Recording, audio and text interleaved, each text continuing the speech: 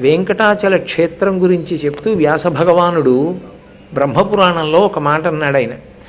ఆయన అన్నాడు, స్వామి పుష్కరిణీ స్నానం, శ్రీనివాసస్య దర్శనం, సహస్రనామ పఠనం. ఈ మూడు ఒక్కరోజు చెయ్యడం అంత తేలికైన విషయం కాదు.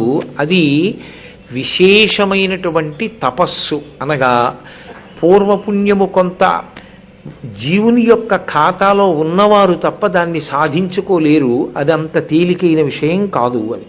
ఈ మూడు ఒక్క రోజులో పూర్తవ్వాలి. ఏది? స్వామి పుష్కరిణి స్నానం, స్వామి పుష్కరిణిలో స్నానం చెయ్యడం, శ్రీనివాసస్య దర్శనం, వెంకటేశ్వర స్వామి వారి యొక్క దర్శనం. వెంకటేశ్వర స్వామి వారి దర్శనం అన్నప్పుడు ముందు ఆదివరాహమూర్తి దర్శనం చేసిన వెంకటేశ్వర దర్శనం, వెంకటేశ్వర దర్శనం, తదనంతరం సహస్రనామ పఠనం, విష్ణు సహస్రనామ స్తోత్రాన్ని పఠించడం. ఈ మూడు ఒక్కరోజు ఎవరు చేస్తాడో వాడు భగవంతుని యొక్క పరిపూర్ణమైనటువంటి అనుగ్రహానికి నోచుకున్నవాడు అని లెక్కలోకి తీసుకోవచ్చు. ఇక వాడు చెయ్యవలసింది భగవంతుని చేత అనుగ్రహింపబడినటువంటి కటాక్షమును జాగ్రత్తగా నిలబెట్టుకునేటటువంటి ప్రయత్నం చెయ్యాలి.